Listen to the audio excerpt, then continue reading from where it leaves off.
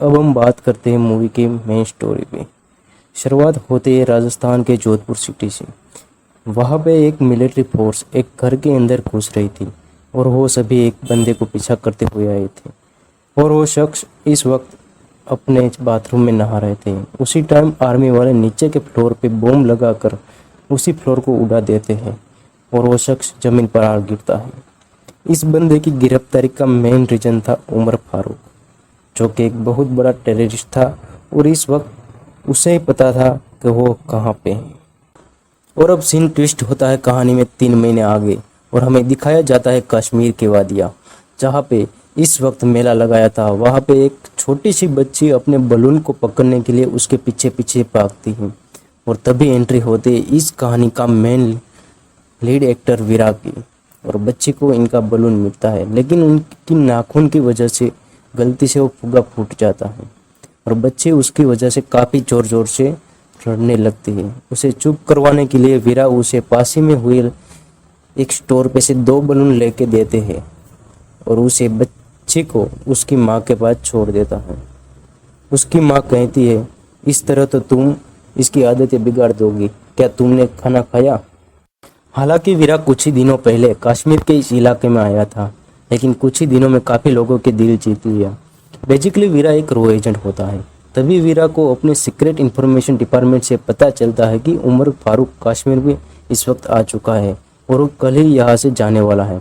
हालांकि तुम वहाँ मौजूद जरूर हो, मगर इतना जल्दी एक दिन में उसे पकड़ना करीब करीब नामुमकिन है, क्योंकि हमारे टीम वहाँ पे है ही नहीं। बेसिकली वीरा को ये ऑपरेशन दिया गया था कि उसे उमर फारूक की गिरफ्तारी करवानी है, क्योंकि उसकी वजह है काफ़ी सारे देशों दुनिया में हर जगह विस्फोट हुए, मासूम लोगों की जाने गए, कई सारे घर तबाह हो चुके हैं। लेकिन इतना बड़ा मौका वीरा अपने हाथों से जाने नहीं देना चाहता था और वो अकेला ही उस मेंशन में घुस जाता है जहाँ पर पहले से ही उमर फारूक की सिक्योरिटी टीम ठहरी हुई थी। और वहाँ इस मूवी का one of the best fight आता है। इतने सारे गुंडों को धमाधम पेल रहा था। यह वीरा उन सभी टेररिस्ट को खत्म कर देने के बाद उमर फारूक को अपने निशाने पे ले रहा था। वीरा के हाथों में एक बड़ा बजूगा होता है और वो इंतजार होता है अपने अप्रियल से परमिशन के, ताकि वो उसे ब्लास्ट करके वहीं पे घायल कर दे। हालांकि वीरा जहाँ खड़ा था वहाँ से उमर फारूक का डिस्टेंस काफ़ी था, जबकि दूसरी ओर उसका डिपार्टमेंट सारी चीज़ें सैटेलाइट से लोकेट कर रहा था। वीरा उनके पूछता है कि ऑल क्लियर, क्या मैं शूट कर सकता हूँ? और डिपार्टमेंट से जवाब आता है, यस ऑल क्लियर, वहाँ पे और कोई नहीं है, आप शूट कर सकते हो। और परमिशन मिलने के बाद क्या था, वीरा ने बजूगा को फायर कर देता है और वो जोरदार धमाका होता है और उस धमाके में उमर फारूक घायल हो जाता है। मगर इस कहानी का सैड पॉइंट ये था कि उसमें वो बलून वाली बच्ची भी मारी जाती है। वीरा को उड़ते हुए 2 बलून दिखाई देता है, उसका पीछा करते करते वो वहाँ जाता है तो अपने आप को माफ़ नहीं कर पाया, क्योंकि आज उस बच्ची की जान चली गई जिसके लिए वीरा के दिल में हमदर्द थी। हालांकि उमर फारूक पकड़ा गया, मगर इस बात ने उसको ज़्यादा डिस्टर्ब कर दिया था। जिसके बाद सीन शिफ्ट होता है 11 महीने आगे और हम देख पाते हैं कि वीरा ने अब रोज रो एजेंट वाला काम छोड़ दिया था। बस एक नॉर्मल सिविलियन की तरह अपनी ज़िंदगी जी रहा था और एक साइकेट्रिस्ट को भी कंसल्ट कर रहा था, क्योंकि उसे ऐसा लगता था कि उस बच्चे की जान उसकी वजह से गई है और आज तक वो सदमे से बाहर नहीं निकल पा रहा था। और वहाँ पे डॉक्टर कहते थे कि आज शाम को एक पार्टी है, क्या तुम मेरे साथ चलोगे? वो मेरे रिलेटिव की एक शादी है तो। जिसके बाद वीरा ने भी हाँ बोल देते हैं और वो दोनों शाम को शादी में पहुँचते हैं, जहाँ पे वीरा को प्रीति नाम की एक लड़की मिलती है और प्रीति भी उसके मज़े लेने के लिए उसके पास आ जाती है और अपनी फ्रेंड्स को बताने लगती है कि हस्बैंड वाइफ की हाइट बराबर होनी चाहिए और लुकिंग वाइज गुड होना चाहिए, उसकी बॉडी अच्छी होनी चाहिए। लेकिन वो साइकेट्रिस्ट समझ जाता है कि ये लड़की यहाँ पे सिर्फ उसकी मज़ा लेने के लिए आई है, क्योंकि प्रीति की ऑलरेडी एंगेजमेंट हो चुकी है, मगर वो अपने होने वाले पति को कहीं ना कहीं पसंद नहीं करती थी। उसके बाद प्रीति और उसके फ्रेंड डांस परफॉर्मेंस के लिए जाते हैं और तब जाके इस मूवी का one of the best song आता है अलमती हबीबो। गाना फिनिश होने के बाद हम देख पाते हैं कि एक फादर अपनी बच्ची को हवा में उछाल रहे थे, मगर वो बेटी खुश होने के वजह रो रही थी। और ये बात वीरा को पसंद नहीं आई और वो गलती से उसको सीने पे जोरदार लात मारता है। और उसके पीछे रीजन था वही पुराने वाला ड्रामा, जिसके बाद प्रीति और साथ में वीरा साइड में एक दूसरे से बात कर रहे थे, जहाँ पर प्रीति वीरा को अपना न्यू बॉयफ्रेंड बनने के ऑफर करती है, क्योंकि प्रीति को अपना फियांसी पसंद नहीं। और साथ ही वो तो यहाँ तक कह देती है कि हम फटाफट से लव करेंगे और फटाफट से शादी, लाइफ सेट है बॉस। और वीरा कहते हैं कि मेरे पास तो कोई जॉब ही नहीं है, अगर मैं कमाऊंगा ही नहीं तो तुझे रखूंगा कैसे। इस बात को प्रीति सुनकर जॉब दिलवाने के लिए अगले दिन जॉब के लिए ले जाती है। यहाँ पर प्रीति पहले से ही जॉब करती है और एक कंपनी बेसिकली बैंक और मॉल को सिक्योरिटी प्रोवाइड करते हैं और उसका मालिक बुढ़े गार्ड से ऑलरेडी बहुत परेशान होते हैं। ना ही उतने उसमें चोर पकड़ने की कोई दम था और ना ही खुद को संभालने का कोई दम था। वो तो यहाँ तक कह देते थे कि तुम्हारे होने की कोई वजूद ही नहीं है। फांसी में आए एटीएम में 4 बार चोरी हो चुकी है, मगर तुम्हारे कानों में जू तक नहीं रही है। अभी वहाँ पर आते हैं वीरा और प्रीति और अपने बॉस से वीरा को इंट्रोडक्शन करवाती है और आखिर में बॉस वीरा को जॉब पे रखने के लिए मान ही जाते हैं। और दूसरी ओर सीन शिफ्ट होता है मिनिस्ट्री ऑफ डिफेंस में। यहाँ पर सबके बीच में बात हो रही थी कि जल्दी चेन्नई में टेररिस्ट का अटैक होने वाला है। हालांकि इस बात का इंफॉर्मेशन नहीं था कि क्या होने वाला है, टेररिस्ट क्या करने वाला है, क्या वो प्लेन हाईजैक करने वाला है, बम विस्फोट करने वाला है या कुछ और। ये मीटिंग में होम मिनिस्टर भी होता है। बाद में हमें पता चलता है कि होम मिनिस्टर तो टेररिस्ट के साथ मिला होता है। हालांकि उसके पीछे प्लान ये था कि टेररिस्ट को पकड़वाने के बाद वो प्राइम मिनिस्टर बन सके। यहीं पे शिफ्ट सीन होता है। वीरा प्रीति बॉस और एक गार्ड के साथ मॉल में पहुंचते हैं, क्योंकि बॉस चाहता है कि मॉल में लगे एक बैंक की सिक्योरिटी का कॉन्ट्रैक्ट उसे मिले।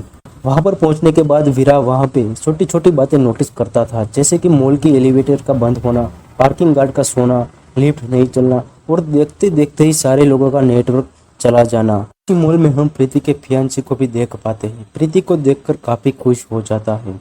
हालांकि उसने प्रीति को काफी सारे कॉल किए, मगर वो तो कॉल रिसीव ही नहीं कर रही थी। और तभी कहानी में आता है टर्निंग पॉइंट, जहां मॉल में सांता क्लॉज की ड्रेस में छुपे हुए टेररिस्ट बाहर निकल आते हैं और हर किसी को बंदी बना लेते हैं। मगर वीरा तो पहले से ही एक रो एजेंट था, इसलिए वह कुछ छुपे हुए रास्तों पर जाकर अपने साथियों के साथ छुप जाता है।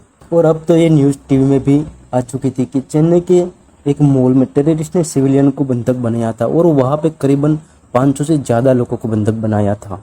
जिसके बाद वो सभी टेररिस्ट का लीडर उमर शेख चेन्नई के सीबीआई डिपार्टमेंट में कॉल करके बताता है कि हमने काफ़ी सारे लोगों को बंधक बनाया हुआ है, अगर उसकी जान बचाना चाहते हो तो उसके बदले में हमें उमर फारूक दे दो, जो कि अनफॉर्चुनेटली उसका बड़ा भाई होता है। रिप्ले में अल्ताफ कहता है कि उसके बारे में हमें पहले गवर्नमेंट से बात करनी पड़ेगी, उसके बाद ही हम कुछ रिप्लाई कर पाएंगे। मगर उसी दौरान अल्ताफ को पता चलता है कि वीरा इसी मॉल में है, जो कि एक रो एजेंट है। अब अल्ताफ वीरा को कनेक्ट करने की कोशिश करता है, लेकिन मोबाइल में नेटवर्क नहीं आ रहा है, क्योंकि वह ऑलरेडी टेररिस्ट ने जामर लगा रखा था। पर अल्ताफ ने इजराइल की टेक्नोलॉजी की मदद ली और वीरा को फ़ोन पे कनेक्ट करता है और अगेन वीरा को एक सीक्रेट मिशन मिलता है, मगर वीरा ऐसे करने से मना कर दे और कहता है कि पब्लिक को सेफली बाहर निकालने का काम गवर्नमेंट और आपका है, ना कि मेरा।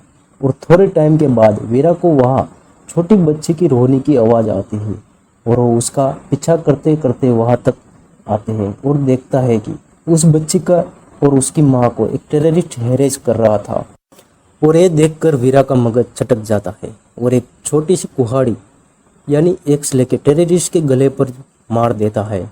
उसकी मुंडी उखाड़कर सीधा उस मॉल के बाहर जाके गिरती है। वहीं पे अल्ताफ भी खड़ा था और ये सब देखकर फाइनली उसे थोड़ा बहुत सांत्वना मिलता है कि कोई तो है वह मॉल पे जो लोगों की मदद के लिए तैयार है। अब एक रो एजेंट एक्टिव हो चुके थे, वो अपना दिमाग चलाए बिना कैसे रह सकता है। जिसके बाद उन्हीं में से एक टेररिस्ट को पकड़कर अपने पास लेकर आता है और इन्फॉर्मेशन मांगता है, मगर वो मना करता है। बाद में एक डील करते हैं। बेसिकली यहाँ पे उस टेररिस्ट का बच्चा हॉस्पिटल में होता है और अपनी ज़िंदगी के आखिरी दिन गिनते होते हैं। उसको ज़रूरत थी तो एक अच्छी ट्रीटमेंट की और अपने पिता की वापस आने की। यहाँ पे वीरा के ये बात करता है कि अगर तुम हमारी मदद करोगे तो मैं वादा करता हूँ कि मैं तुम्हारे बच्चे से मिलवाऊंगा और अच्छे डॉक्टर को वहाँ भिजवाऊंगा, उसके तुम्हारा बच्चा की जान बच सके। इस टेररिस्ट तो बिना अपनी मर्जी से लाया गया था, वो तो मजबूर था कि बेटे की इलाज के लिए कुछ पैसे जुड़ पाए। इसी वजह से वो शख्स वीरा की बात मान लेता है, जिसके बाद वीरा ने एक एक को चालाकी से मारते जा रहा था और जिस कंट्रोल रूम से सभी एक्टिविटी को कंट्रोल कर रहे थे उसे बम से उड़ा डालते हैं और सभी सिविलियनों को वेंटिलेटर के जरिए बाजू में आए कमरे में शिफ्ट करने लगते हैं। इस सब होने से उमर शेख का गुस्सा होना लाजमी था और वो होम मिनिस्टर की बीबी और बेटे को अगवा करके जान से मारने की एक वीडियो सीबीआई तक पहुंचा देता है और कहता है कि हमारे मांगे पूरी नहीं की तो ये दोनों जान से जाएगा। अब ये सारी बात अल्ताफ कॉल करके वीरा को बताता है और कहता है कि तुम जो कुछ भी कर रहे हो वो स्टॉप कर दो, क्योंकि ऐसा करने से उसका गुस्सा और बढ़ेगा और वो होम मिनिस्टर की बीवी और बेटी को जान से मार देगी। और फाइनली कंक्लूजन यही निकला कि वो दोनों की जान के सामने हम उमर फारूक को रिलीज कर रहे हैं, क्योंकि अब डील फाइनल हो चुकी थी तो दोनों रिहा होने वाली थी और उमर फारूक को जेल से रिलीज किया जाने वाला था। मगर तभी वहाँ पर वीरा 4 व्हील होके पहुँच जाता है और टेररिस्ट की जगह उन दोनों यानी कि होम मिनिस्टर की बीबी और बेटी को अगवा करके अपने साथ ले जाता है और उमर शेख को लाउड स्पीकर में बताता है कि मैं एक बांग्लादेशी हूँ, अगर उमर फारूक को रिलीज कर दिया गया तो और बड़ा धमाका होगा। मैं एक बांग्लादेशी हूँ, अगर उमर फारूक को रिलीज कर दिया गया और इंडियन गवर्नमेंट को ये लगता है कि हम बांग्लादेशी टेररिस्ट हैं तो उमर फारूक को निकाला गया तो आगे और धमाके होंगे, यानी कि और भी टेररिज्म होगा और मुल्क के सारे लोगों को उड़ा दूंगा। इनडायरेक्टली जो काम उमर शेख करने वाला था और डिप्लोमेसी में उन्हीं को फंसा देता है ताकि उमर शेख ये मानने में मजबूर हो जाए कि वो एक बांग्लादेशी है और एक तरीके से इनका साथी निभा रहा है। जिसके बाद उमर शेख फाइनली कॉल करके कहता है कि ठीक है, ये मोल तुम अपने हिसाब से ले लो, मैं अपनी कंट्री में जा रहा हूँ, भाई को छुड़वाने के लिए फिर कभी आऊँगा। और साथ ही अल्ताफ को कॉल करके उसे और उसके आदमी को निकलने के लिए यहाँ से मदद मांगता है। जिसके बाद वो अपना मास्क उतार कर लोगों के बीच मिल जाता है ताकि कोई भी उस पर शक ना करे, जहाँ पर वीरा उन निकलने वाले सभी लोगों को एक जगह बैठा देता है। उस कमरे में प्रीतिका बोस भी बैठा होता है और यहाँ पे दोनों के बीच बातचीत होती है कि क्या वो बंदा सचमुच बांग्लादेशी है। मगर प्रीतिका बोस बिना कोई सोचे समझे सब कुछ सारी असलियत बता देते हैं कि वो एक रो एजेंट है। मगर इतने में ही वीरा के साथ जो एक टेररिस्ट मिला चुका होता है वो एक पॉजिटिव न्यूज़ देने के लिए उसके पास आया होता है और ऐसा करते हुए उमर शेख उसे देख लेता है। जिसके कुछ टाइम बाद वीरा वहाँ पर नहीं होता है तो उमर शेख एक वेंटिलेटर के जरिए वहाँ से निकल जाता है और सबसे पहले उस गद्दार के पास पहुँचता है जिसने सारी इन्फॉर्मेशन और साथ ही में उनका प्लान खराब करने का काम किया। फिर अपने ही आदमी को उनके बेटे के पास भिजवा कर उसका ऑक्सीजन मास्क हटवा देता है, साथ ही उसका ऑपरेशन भी कैंसिल करवा देता है। वहाँ पर वो बच्चा तड़पने लगता है। यह सब कुछ उसका बाप दूर से बैठा देखता था। यहाँ पर वीरा ने उस बंदे को वादा किया था कि वो उसे और उसके बच्चे को कुछ भी नहीं होने देंगे और इसी वजह से वीरा अपने आप को सरेंडर कर देता है ताकि उन दोनों की जान बच जाए। और सीन शिफ्ट होता है होम मिनिस्टर पर, जो कि मीडिया के बीच वो कहने लगता है कि लोग मेरे हैं, देश मेरा है, तो जिम्मेदारी भी मेरी बनती है कि मैं खुद वहाँ पर जाऊँगा और उनसे बात करूँगा और सारे लोगों को बचा के वापस बाहर ले आऊँगा। और वही दूसरी ओर गवर्नमेंट के पास और कोई चारा नहीं होता है और वो फाइनली उमर फारूक को रिलीज़ करना पड़ता है। और अब वीरा पे सीन शिफ्ट होता है और यहाँ सभी टेररिस्ट मिलकर मारपीट रहे होते हैं। मगर तभी वीरा होम मिनिस्टर की बेटी को ये इंडिकेशन देता है कि मेरी हेल्प करो, तो वो लड़की अपने माँ के सच में के ग्लास को तोड़कर च्युइंगम लगाकर उसकी ओर फेंक देती है। और अब वीरा कांच की मदद से अपने हाथ की रस्सी को खोल देता है और सारे टेररिस्ट को मार देता है। लेकिन दूसरी तरफ कुछ और ही हो रहा था। उमर शेख आकर उस होम मिनिस्टर को गाली देता है और कहता है कि इतने सारों की मेहनत सिर्फ एक आदमी की वजह से मैं वेस्ट होते नहीं देख सकता। तुम होम मिनिस्टर की सीट पर बैठकर क्या झंडे गाड़ रहे हो? अभी तक उमर फारूक को मेरे पास होना चाहिए, लेकिन वो कहाँ है? जहाँ पर हम उमर फारूक को देख पाते हैं और वो अपने देश निकल जाते हैं। मगर यहाँ पर वीरा को सबकी असलियत के बारे में पता चल जाता है और वो उमर शेख को मार डालता है और सारे के सारे बंधक लोगों की जानें भी बच जाती है। और अगले दिन न्यूज़ में दिखाया जाता है कि जिन टेररिस्ट ने मॉल पर काफ़ी सारे लोगों को बंधक बनाया रखा था, उनके लीडर की मौत हो गई है और बाद में होम मिनिस्टर को भी पुलिस कस्टडी में लिया जाता है। यहाँ से सीन शिफ्ट होता है कुछ आगे और अब वीरा वेश बदलकर उमर फारूक के नए अड्डे पर जाता है। मगर ये बात उमर फारूक को पता चल चुकी थी कि वीरा यहाँ पर आ चुका है, जिसके बाद वो अपने लोगों को ये ऑर्डर देता है कि जैसे वो कहीं पे भी दिखे उसे जान से मार दो, वो बचना नहीं चाहिए और जो भी उसे ख़त्म करेंगे उसे मैं इनाम में 10 करोड़ दूंगा। फिर आता है बेस्ट फाइट और अकेला वीरा उन सभी लोगों को धूल चटा देता है और अपने एक हाथ में उमर फारूक को उठाकर अपने जेट प्लेन में डालकर अपने देश में वापस लेकर आता है। तभी उसके ऊपर काफ़ी सारे शूट होने लगते हैं। दुश्मन देश काफ़ी हमले करता है, पर यहाँ पर अब वीरा की मदद के लिए इंडियन एयरफोर्स आता है और आखिरकार उमर फारूक को इंडिया में लाया जाता है। इस तरह इस मूवी यहाँ पे ख़त्म होती है।